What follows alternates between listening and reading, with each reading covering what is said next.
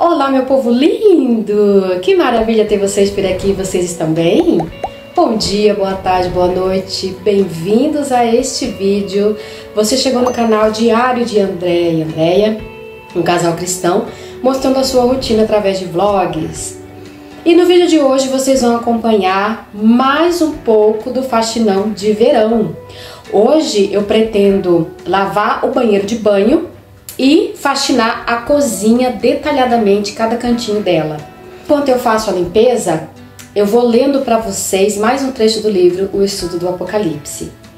E se você gostar desse vídeo, não se esqueçam de deixar o seu like de presente pra gente, de fazer aquele comentário carinhoso aqui embaixo, de se inscrever no canal se você ainda não for inscrito e de compartilhar para que nós possamos alcançar mais e mais famílias.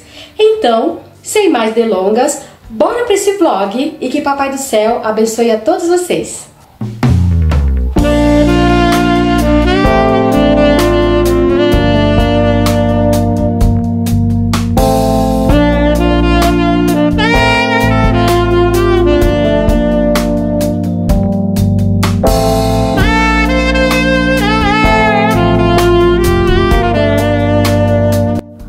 Bom, meus amores, vamos começar a leitura de mais um trecho do livro O Estudo do Apocalipse. O título desse trecho do livro é A Derrota do Anticristo, o Armagedon. Vamos à passagem bíblica que está em Apocalipse, capítulo 19, do versículo 17 ao 21, que diz assim: Então vi um anjo posto em pé no sol, e clamou com grande voz, falando a todas as aves que voam pelo meio do céu: Vinde, reuni-vos para a grande ceia de Deus, para que comais carnes de reis, carnes de comandantes, carnes de poderosos, carnes de cavalos e seus cavaleiros, carnes de todos, quer livres, quer escravos, tanto pequenos como grandes. E vi a besta e os reis da terra, com os seus exércitos congregados para pelejarem contra aquele que estava montado no cavalo e contra o exército. Mas a besta foi aprisionada e com ela o falso profeta, que com os sinais feitos diante dela, seduziu aqueles que receberam a marca da besta e eram os adoradores da sua imagem. Os dois foram lançados vivos dentro do lago de fogo, que arde com enxofre. Os restantes foram mortos com a espada que saía da boca daquele que estava montado no cavalo, e todas as aves se fartaram de suas carnes. Finalmente, aqui temos o resultado do confronto final entre o Senhor Jesus, que está voltando com o seu exército, e o anticristo, o falso profeta, e todos os exércitos dos reis da terra. Na abertura dos selos, nós nos deparamos com cavalos simbólicos, mas aqui, no Armagedon, a situação é totalmente diferente, pois temos diante de nós a volta literal do Senhor Jesus, juntamente com a sua igreja gloriosa, para a execução da sua vitória e do seu juízo. Acreditamos não ser necessário averiguar se a referência a cavalos é literal ou não, pois força ou poder é um fato que não se pode avaliar com olhos. Entretanto, os cavalos aqui citados são uma representação visível dos poderes sagrados que conduzem o Rei dos Reis e o seu exército ao campo de batalha e à vitória sobre inimigos literais. A Bíblia nos mostra fatos espirituais que se materializaram, como foi o caso da subida do profeta Elias ao céu em um carro de fogo.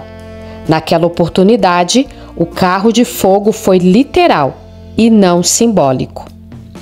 De maneira semelhante, estes poderes através dos quais o Senhor dos Senhores se dirige com o seu exército celestial para o campo de batalha do grande dia do Senhor, com letra maiúscula, são literais. O confronto do Armagedon é o maior e mais sangrento de toda a história da humanidade. A dúvida que pode surgir é: como acontecerá o ajuntamento destes exércitos anticristãos no Armagedon? A própria Escritura Sagrada afirma que com o derramamento da sexta taça de juízo sobre o rio Eufrates, as suas águas secarão a fim de preparar o caminho dos reis que vem do lado do nascimento do sol, conforme diz o apóstolo João em Apocalipse, capítulo 16, do versículo 13 ao 16. Então, vai sair da boca do dragão, da boca da besta e da boca do falso profeta, 3 espíritos imundos, semelhantes a rãs.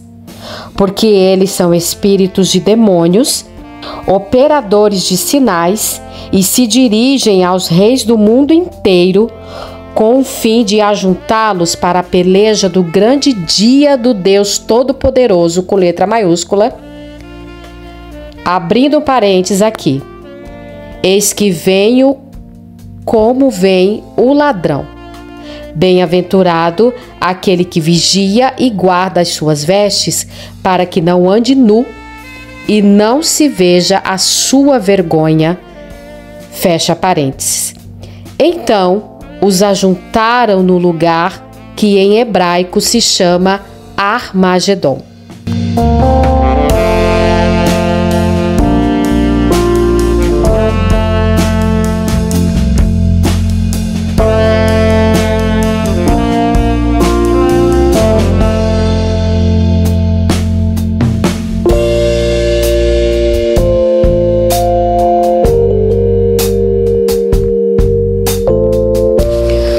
Bom, meus amores, faxina concluída no banheiro de banho, graças a Deus. Coloquei esses tapetinhos, ó. Coloquei a cortina no box que eu já havia lavado, estava guardada.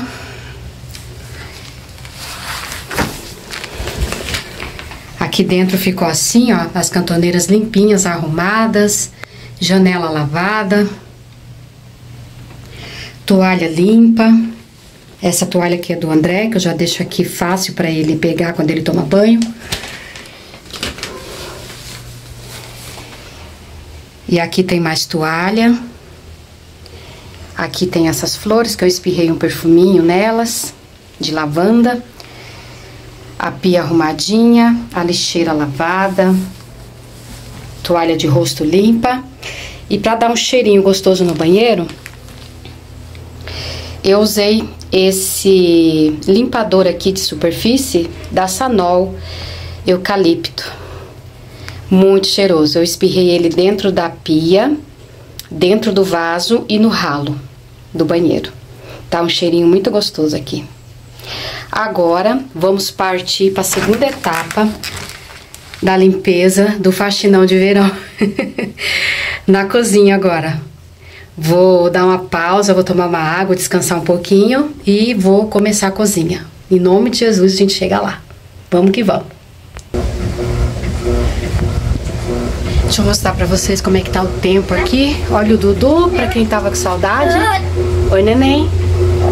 Oi, neném. Fala oi pro pessoal. Fala se vocês estão bem. Olha só o tempo como tá aqui, tá fazendo 29 graus, gente. Tá, graças a Deus que tá ventando um pouquinho. Olha lá, ele veio pra perto.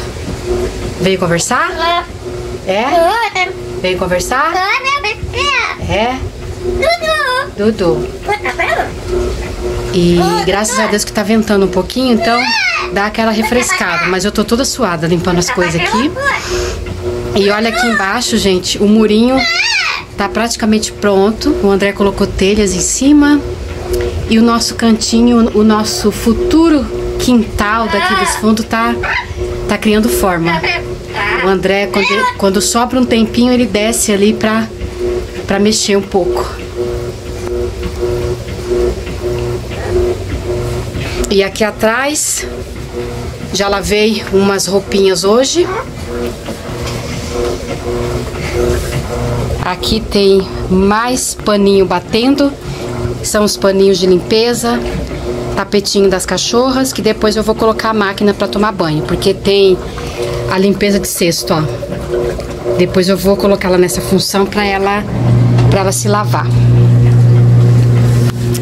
com água sanitária. Aqui tem mais um pouquinho de roupa.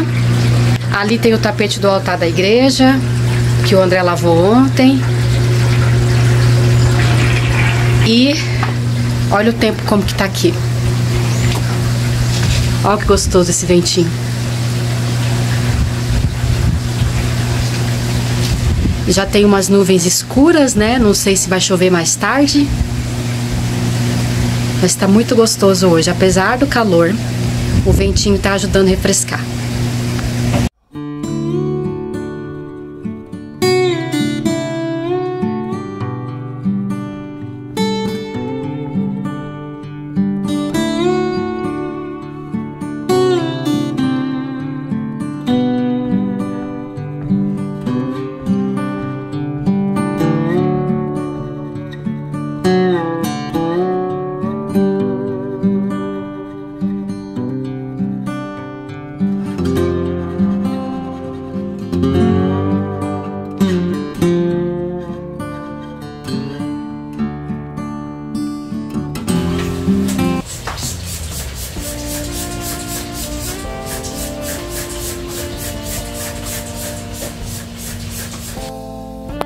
Vamos continuar a leitura.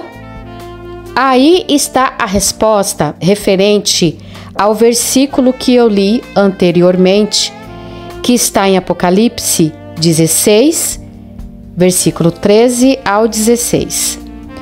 A trindade satânica vai induzir os reis da terra através do engano, para que eles venham a pelejar contra Israel, tendo em vista que o Armagedon está localizado em Israel. E é o próprio Deus que permite que seja assim. Não é que os reis da terra, isto é, os governantes principais do planeta, tenham a pretensão de reunir forças para lutar contra Deus, mas sim contra Israel. E a verdade é que poucos conhecem o fato de que quem peleja contra Israel peleja contra Deus, pois como está escrito, quem toca em Israel toca na menina dos olhos de Deus, conforme registrou Zacarias no livro do mesmo nome que está na Bíblia, capítulo 2, versículo 8. Aliás, o próprio profeta previu isto quando disse: porque eu ajuntarei todas as nações para a peleja contra Jerusalém, e a cidade será tomada, e as casas serão saqueadas, e as mulheres forçadas. Metade da cidade sairá para o cativeiro, mas o restante do povo não será expulso da cidade. Então sairá o Senhor e pelejará contra essas nações, como pelejou no dia da batalha. Naquele dia estarão os seus pés sobre o Monte das Oliveiras, que está defronte de Jerusalém para o oriente. O Monte das Oliveiras será fendido pelo meio, para o oriente e para o ocidente. E haverá um vale muito grande. Metade do monte se apartará para o norte e a outra metade para o sul. Zacarias, capítulo 14, do versículo 2 ao 4. Devemos observar o fato de que esta profecia de Zacarias se refere a dois cumprimentos. O primeiro ocorreu no ano 70 depois de Cristo e o segundo será na batalha do Armagedon. Esta é a razão pela qual alguns detalhes do primeiro cumprimento não têm importância no segundo. De fato, os governantes de todo o mundo não sabem contra quem saem a pelejar. Eles serão totalmente enganados pelos espíritos imundos que saíram da boca do dragão, da boca da besta e da boca do falso profeta. Aliás, o espírito reinante no final dos tempos, portanto, nos dias atuais, é o espírito enganador. O mesmo que tem imperado em tantas igrejas evangélicas e com o seu engodo doutrinário tem feito tanta gente sincera, porém ignorante, cair no chão e pensar que é o Espírito Santo que faz isto. É triste e estarrecedor vermos tanta gente sendo enganada pelos espíritos enganadores. Ora, se os que têm tido acesso à palavra de Deus têm sido iludidos pelos espíritos imundos, imagine os políticos e governantes deste mundo como não irá se deixar levar pela astúcia de Satanás. O apóstolo João registra ainda: vinde, reuni-vos para a grande ceia de Deus, conforme que está escrito em Apocalipse, capítulo 19, versículo 17. Certamente é uma ceia totalmente diferente da Santa Ceia do seu Filho Jesus Cristo. Esta grande ceia de Deus tem a ver com a destruição dos seus inimigos na terra. Nesta ocasião, a mortandade será tão grande que todas as aves de rapina do mundo serão necessárias para limpar o campo de batalha. Esta será então, abre aspas, a grande ceia de Deus, fecha aspas, ou a ceia do juízo de Deus. Vamos ver o que está escrito em Apocalipse, capítulo 19, versículos 17 e 18. Então, vi um anjo posto em pé no sol e clamou com grande voz, falando a todas as aves que voam pelo meio do céu: vinde, reuni-vos para a grande ceia de Deus, para que comais carnes de reis, carnes de comandantes, carnes de poderosos, carnes de cavalos e seus cavaleiros, carnes de todos, quer livres, quer escravos, tanto pequenos como grandes. Para se ter uma ideia melhor destes versos, devemos lembrar que na altura destes acontecimentos não haverá unidade ideológica do anticristo e dos seus exércitos. Pelo contrário, vejamos, por exemplo, como o profeta Daniel descreve este ataque contra Jerusalém. No tempo do fim, o rei do sul lutará com ele e o rei do norte arremeterá contra ele com carros, cavaleiros e com muitos navios, e entrará nas suas terras e as inundará e passará. Entrará também na terra gloriosa e muitos sucumbirão, mas do seu poder escaparão estes, Edom e Moabe, e as primícias dos filhos de Amon. Estenderá a mão também contra as terras, e a terra do Egito não escapará. Apoderar-se-á dos tesouros de ouro e de prata, e de todas as coisas preciosas do Egito. Os líbios e os etíopes o seguirão. Mas pelos rumores do Oriente e do Norte será perturbado e sairá com grande furor para destruir e exterminar a muitos. Armará as suas tendas palacianas entre os mares contra o glorioso Monte Santo, mas chegará ao seu fim e não haverá quem o socorra. O rei do sul representa toda a África. O rei do norte representa a Rússia. A terra gloriosa é Israel. Edom, Moabe e as primícias dos filhos de Amon são a Jordânia. A expressão entre os mares contra o glorioso Monte Santo significa entre o Monte Sião e o Mar Mediterrâneo. A profecia de Daniel esclarece com mais detalhes a desagregação dos exércitos do Anticristo antes mesmo da batalha do Armagedon, pois há intérpretes que creem que as aves, entre aspas, que voam pelo meio do céu, seriam verdadeiras esquadrilhas dos reis, os quais se rebelaram contra o Anticristo. E rasgando os espaços aéreos de Israel, atacam os exércitos liderados pela besta, que a esta altura já estão todos reunidos no Armagedon. Por outro lado, não será exatamente o que o profeta Ezequiel queria dizer? Vejamos o que está escrito no livro do mesmo nome na Bíblia, capítulo 38, versículo 21. Chamarei contra Gog a espada em todos os meus montes, diz o Senhor Deus.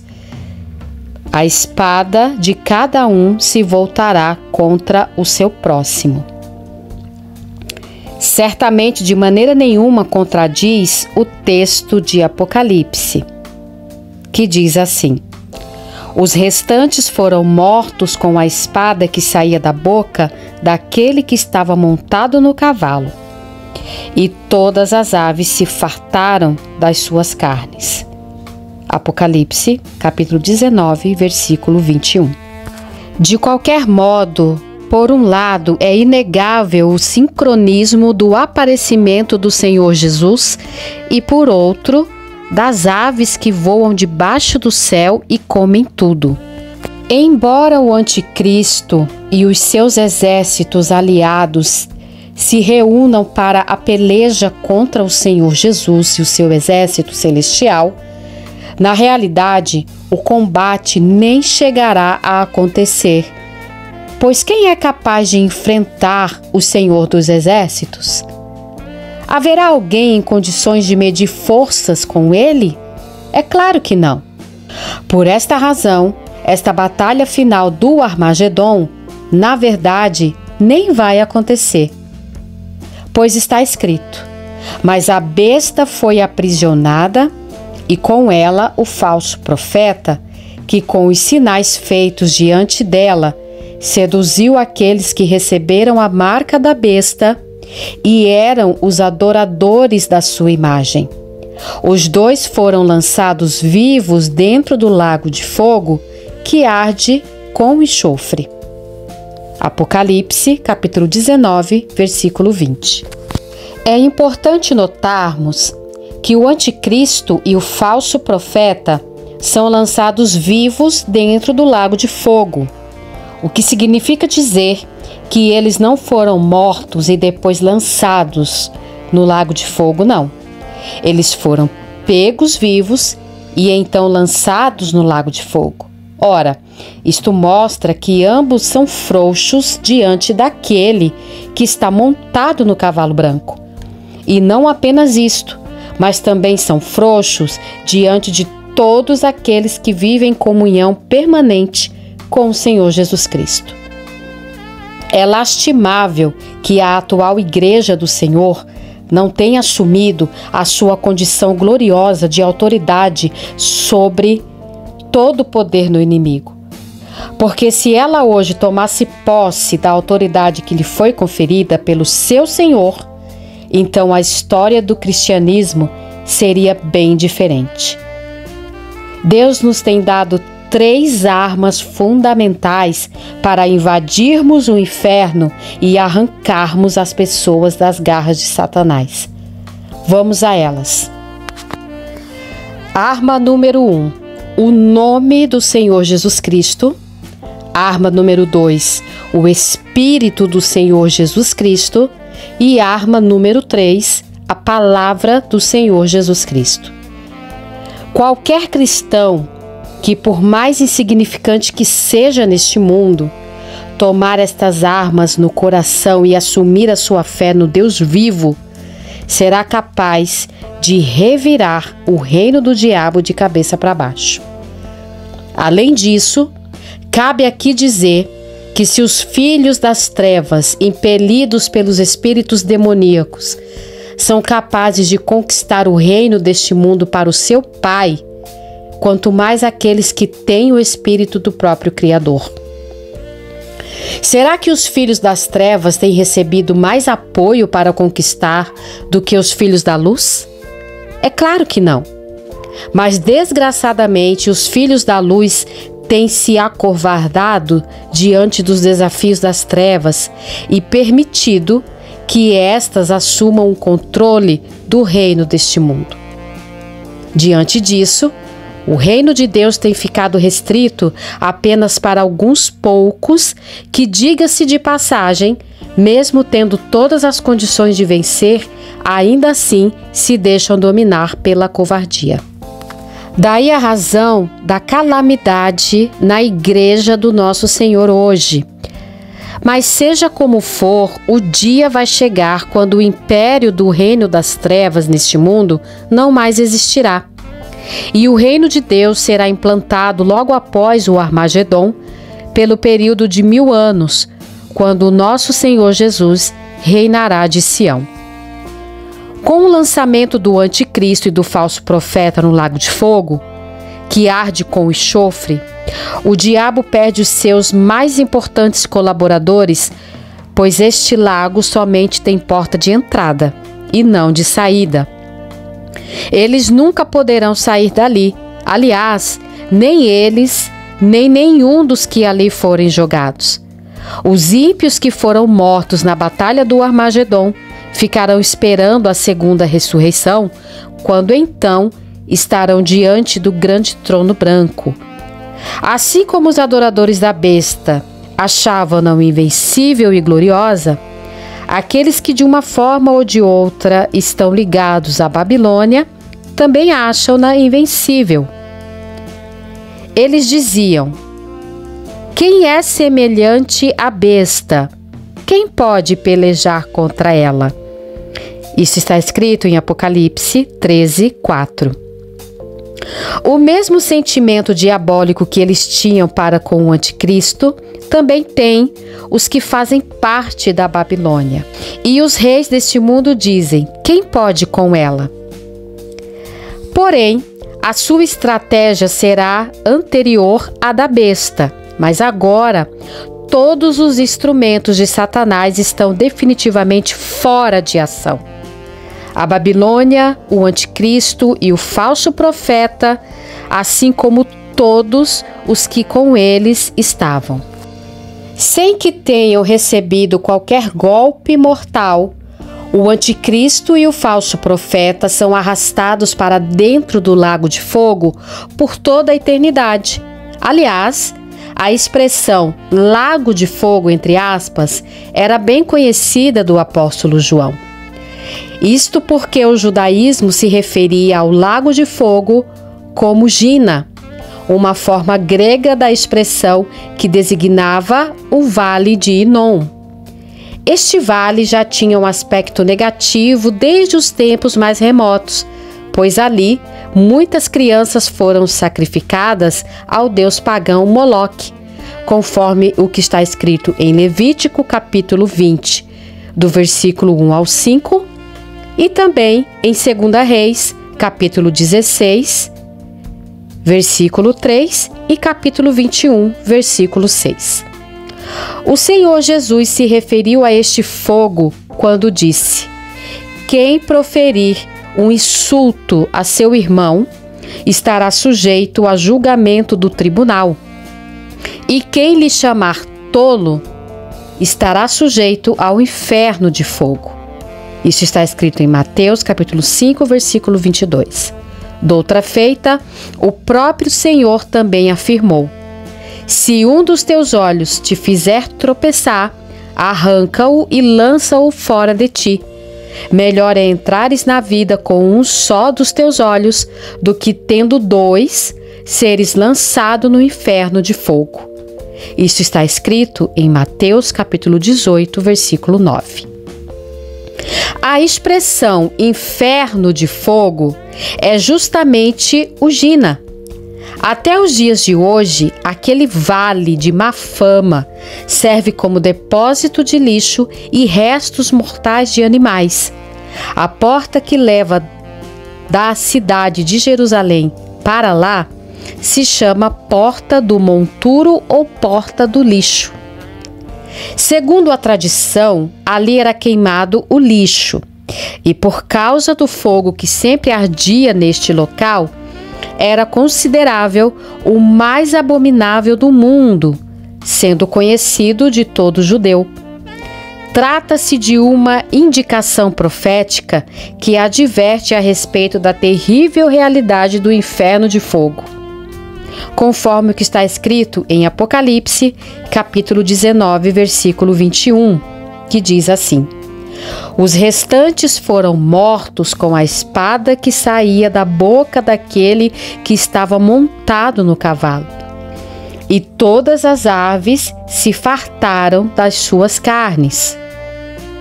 Neste verso podemos verificar algo interessante. O juízo executado para a besta e o falso profeta é diferente do juízo executado para os que faziam parte dos seguidores da besta. Estes foram mortos com a espada que saía da boca do Senhor Jesus, enquanto aqueles foram imediatamente lançados para dentro do lago de fogo que arde com enxofre. Esta passagem se coaduna com a interpretação de Daniel quanto ao sonho de Nabucodonosor.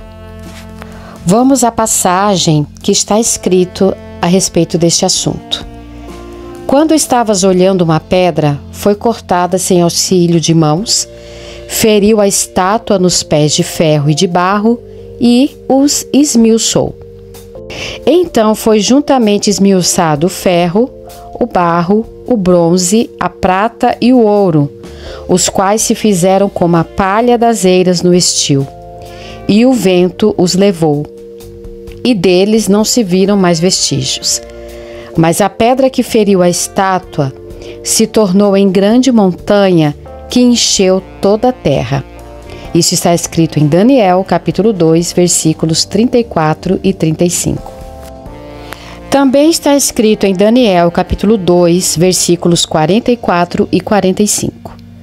Mas nos dias destes reis, o Deus do céu suscitará um reino que não será jamais destruído. Este reino não passará a outro povo, esmiuçará e consumirá todos estes reinos. Subsistirá para sempre, como viste que do monte foi cortada uma pedra, sem auxílio de mãos, e ela esmiuçou o ferro, o bronze, o barro, a prata e o ouro. O grande Deus fez saber ao rei o que há de ser futuramente. Certo é o sonho e fiel a sua interpretação. A Bíblia está repleta de profecias que apontam o grande momento em que o Senhor Jesus Cristo estabelecerá o seu glorioso reino de paz na terra com aqueles que foram perseverantes e que por isso mesmo venceram pela sua graça e pelo seu precioso sangue. Amém. Agora vamos a outro título: a prisão de Satanás. Vamos ver o que está escrito no livro de Apocalipse, capítulo 20, do versículo 1 ao 3. Então, vi descer do céu um anjo, tinha na mão a chave do abismo e uma grande corrente. Ele segurou o dragão, a antiga serpente, que é o diabo, Satanás, e o prendeu por 1000 anos. Lançou-o no abismo, fechou e pôs selo sobre ele, para que não mais enganasse as nações até se completarem os 1000 anos. Depois disto, é necessário que ele seja solto pouco tempo. Imediatamente após ter perdido os seus 2 principais auxiliares, a primeira besta, o anticristo, e a segunda besta, o falso profeta, Satanás fica a rodear a terra sem ter para onde ir e a quem recorrer. Nesse íntere, surge um anjo dentre as miríades celestiais, cuja referência de grandeza, se é que a tem, não é mencionada, acorrenta Satanás e o deixa completamente neutralizado e preso no abismo por 1000 anos. Podemos notar que a Bíblia não aponta nenhuma resistência dele, mesmo sendo aprisionado por um anjo comum. Isto é, Satanás, o antigo Lúcifer, a grande serpente, o sedutor das nações, não foi aprisionado por nenhum arcanjo, querubim ou serafim. Qual a razão disto? Há pelo menos 2 motivos. Primeiro, porque ele já estava vencido na cruz do Calvário pelo nosso Senhor Jesus Cristo. Sim, esta é a principal razão pela qual ele não pôde resistir ao anjo comum. Já mencionamos o fato de que quando o Senhor Deus criou o homem, deu-lhe autoridade total sobre toda a sua criação, ou seja, sobre toda a terra e o que nela havia.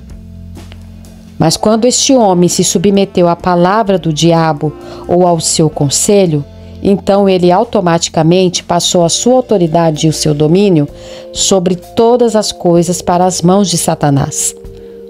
É claro que quando o homem estupidamente se sujeita à palavra de outrem, que não a do seu Criador, este outrem passa a ser o seu senhor. Diante disto, o homem passou a ser subserviente a Satanás.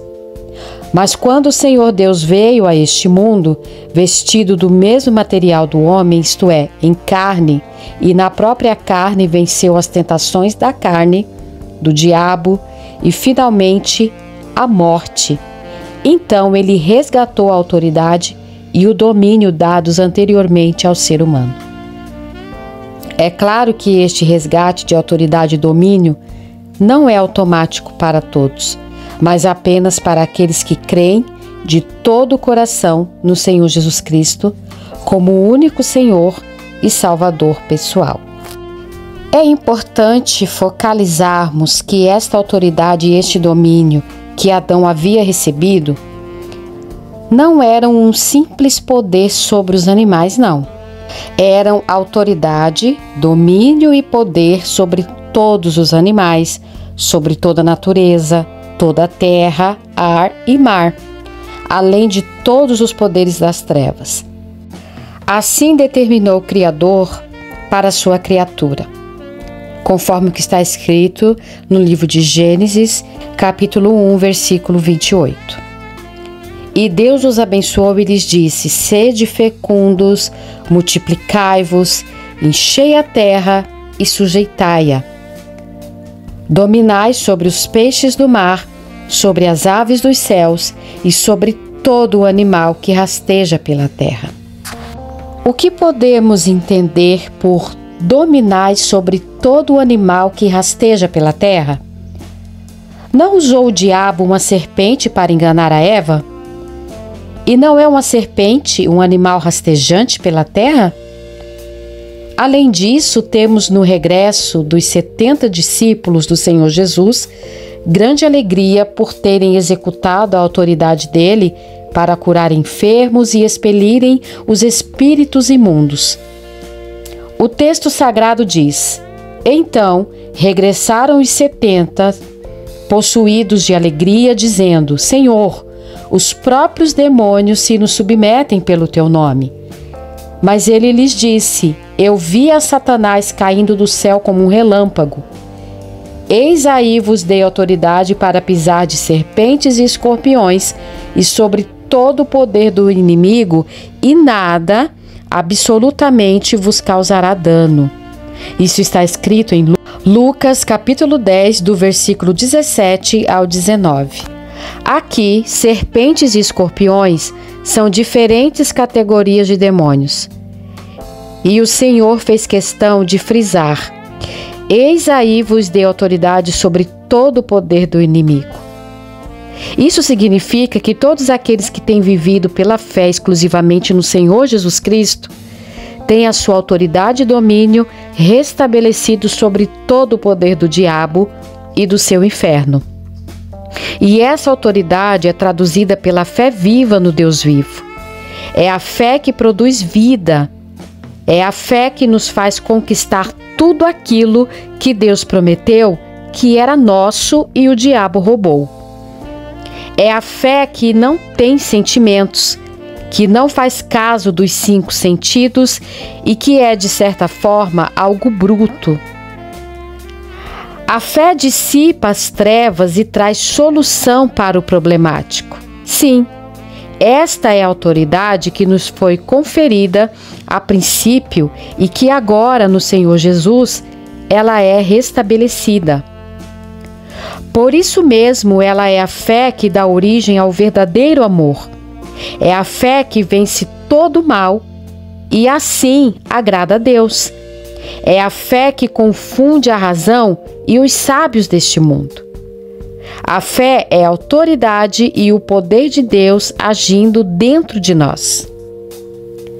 E foi esta a qualidade de autoridade e domínio executada pelo Senhor Jesus durante o seu ministério terreno.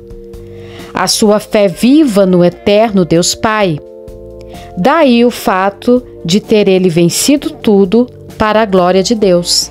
E o mesmo ele nos conferiu para a sua eterna glória. Se não a usarmos contra o inimigo da nossa alma, o diabo usará a sua autoridade conferida pelo próprio homem para nos destruir. Vivemos em uma guerra a cada momento da nossa vida. Ou vencemos ou seremos vencidos. Não há empate, nem mesmo acordo. Ou você vence o diabo, ou o diabo vence você. Quando o anjo comum prendeu Satanás, este não tinha forças para resisti-lo, uma vez que ali estava se cumprindo o que ele aguardava acontecer. Satanás sabia que o seu momento havia chegado e que a palavra do Eterno tinha de ser cumprida. A segunda razão pela qual a prisão de Satanás foi realizada por aquele simples anjo é que este estava de posse de uma corrente. E Satanás sabia que aquela corrente estava reservada para ele, pois representava a autoridade de Deus. Portanto, cremos que o anjo nem precisou correr atrás de Satanás, mas apenas lhe mostrou a corrente. Diante disto, ele teve de se entregar. Todos aqueles que são de Deus também têm essa corrente invisível, não para prender Satanás no abismo, mas para laçá-lo e o arrancar da vida dos seus oprimidos, isto é, para executar a autoridade de Deus sobre o reino das trevas e assim livrar os cativos do inferno. Quando Daniel, após ter aplicado o coração a compreender e a se humilhar diante de Deus, foi visitado por um anjo e este lhe disse: Não temas, Daniel, porque desde o primeiro dia em que aplicaste o coração a compreender e a humilhar-te perante o teu Deus, foram ouvidas as tuas palavras, e por causa das tuas palavras é que eu vim. Mas o príncipe do reino da Pérsia me resistiu por 21 dias, porém Miguel, um dos primeiros príncipes, veio para ajudar-me e eu obtive vitória sobre os reis da Pérsia. Isso está escrito em Daniel, capítulo 10, versículos 12 e 13. Este anjo que foi até Daniel precisou receber a ajuda de Miguel, um dos primeiros príncipes angelicais, para vencer o principado da Pérsia.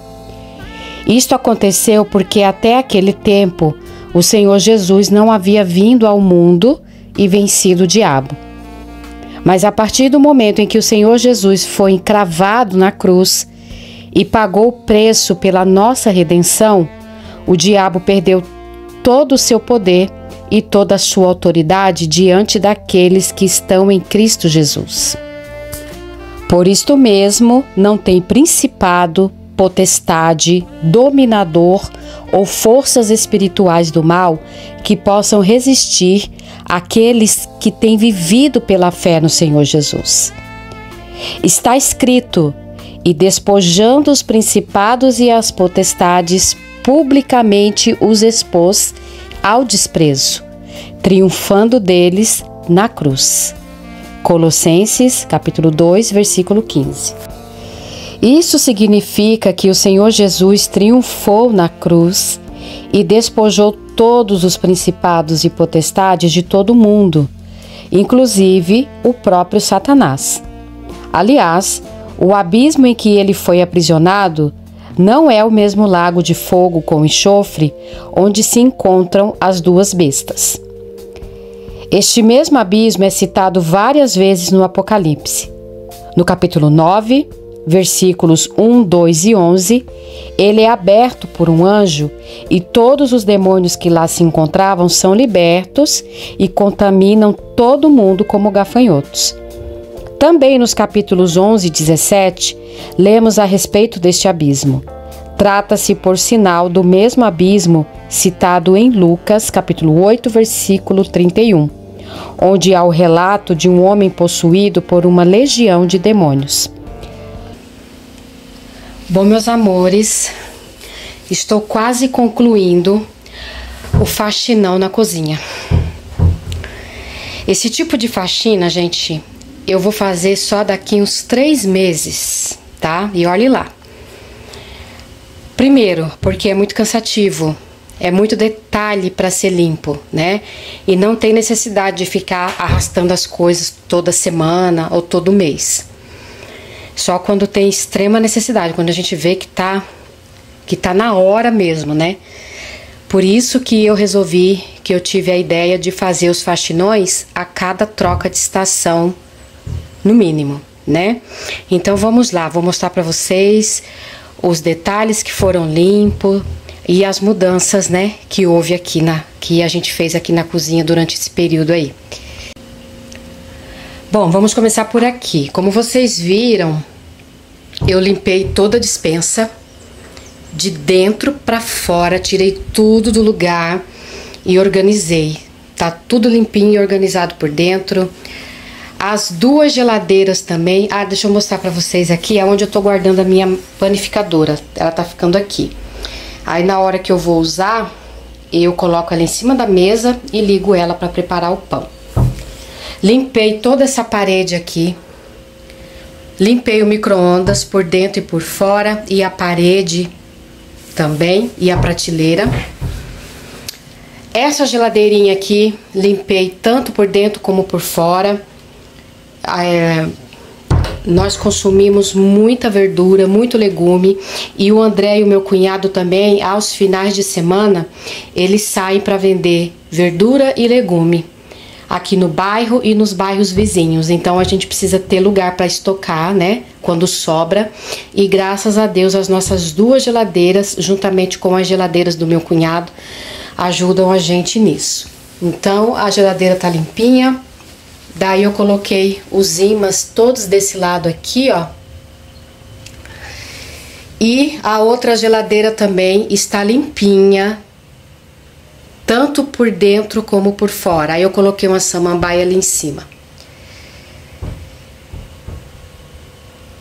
Tudo limpinha e organizada, graças a Deus. E as paredes também, tá, gente? Tudo limpinho também.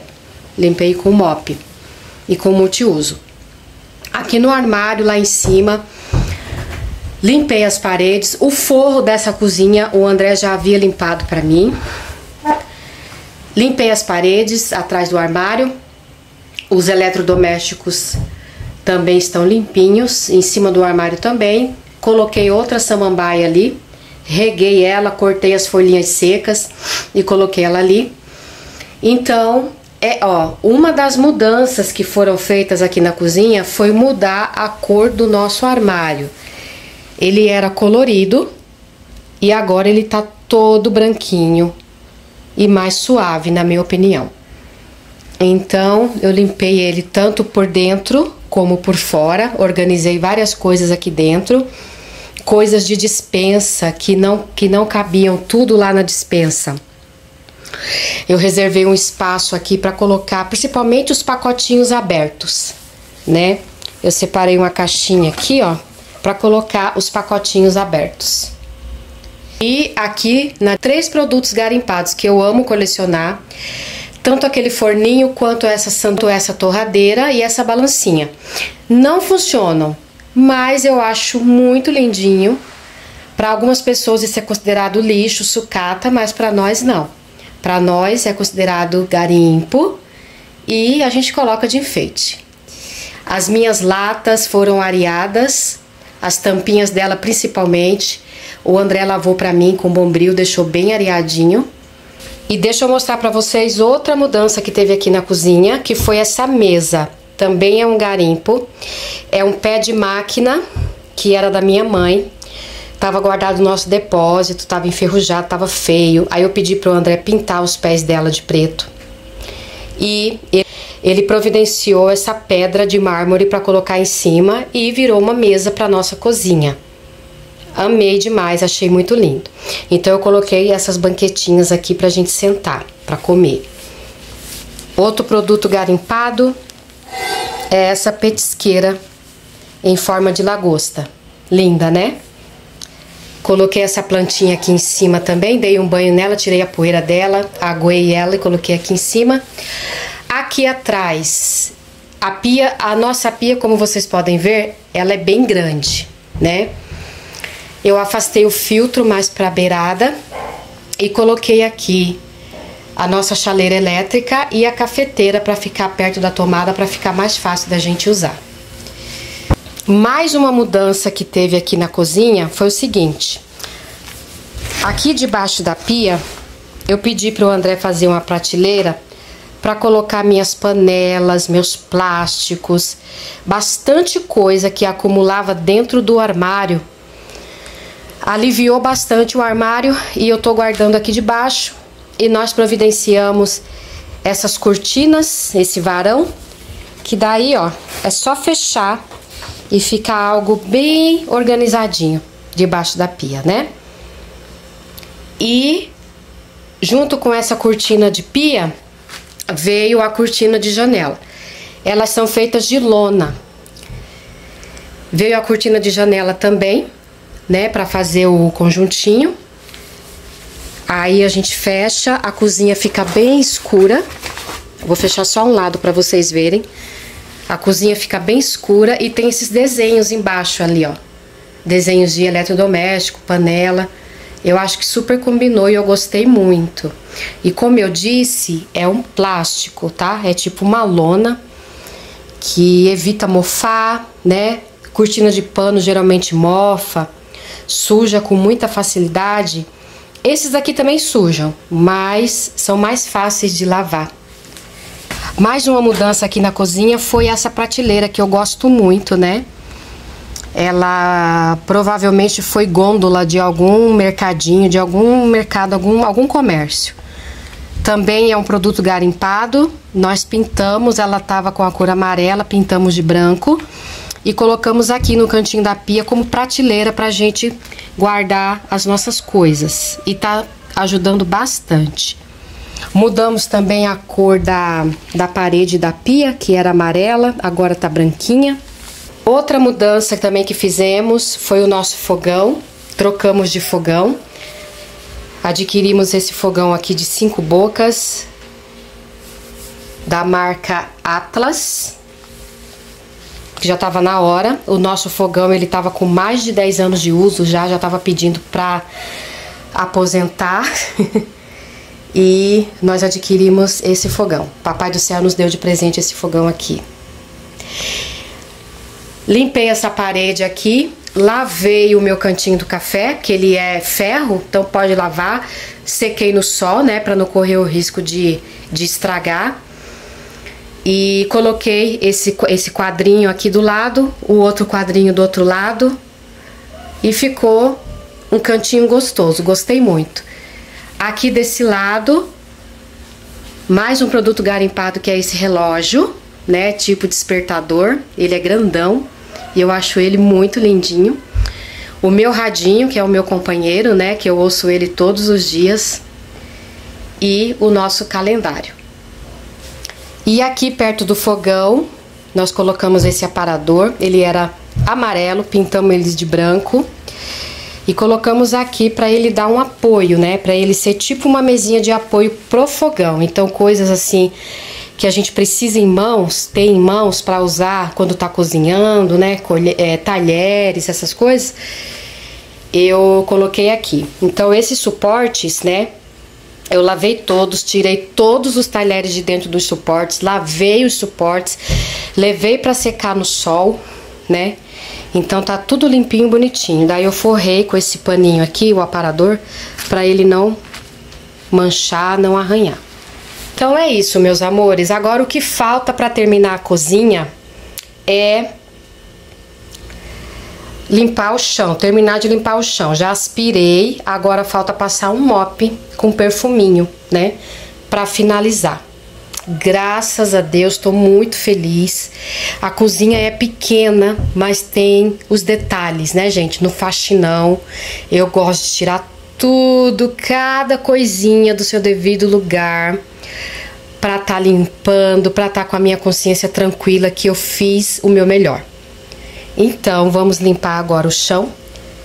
Terminar, né, de limpar o chão, passar um mop pra daqui a pouco finalizar mais uma etapa do nosso faxinão. E ainda tem mais, gente. Ainda tenho a sala de TV para limpar e os 2 quartos. Mas é como eu sempre falo, limpar com calma, com equilíbrio. Ontem mesmo eu fiz várias pausas. Ah, gente, esse vídeo aqui é do dia seguinte, tá? Ontem eu comecei limpando a cozinha, eu parei, era umas 4 e pouca da tarde, parei para descansar. Tava super cansada. E tomei um banho, descansei um pouquinho e depois nós fomos para a igreja para o culto das 20 horas.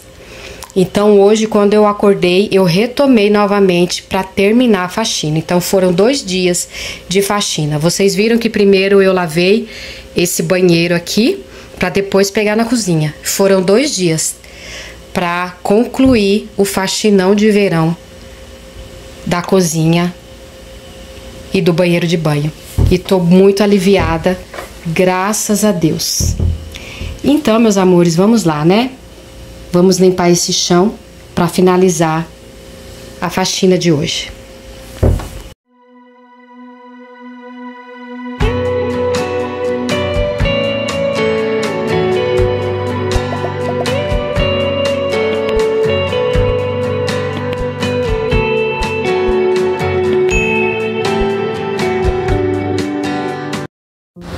Bom, meus amores, e nós vamos ficando por aqui. Muito obrigada por ter ficado conosco durante todo esse vlog. Que Papai do Céu te abençoe, te dando muita paz, muita saúde física, mental e espiritual a você e a todos da sua família. Deixaram aquele like de presente pra gente? Se inscreveram no canal, você que ainda não é inscrito? Compartilharam para que a gente possa alcançar mais e mais famílias? Fiquem todos com o Papai do Céu, abraçados e protegidos, e até o próximo vlog, se ele assim nos permitir. Se cuidem, amamos você e amamos a sua alma. Tchau!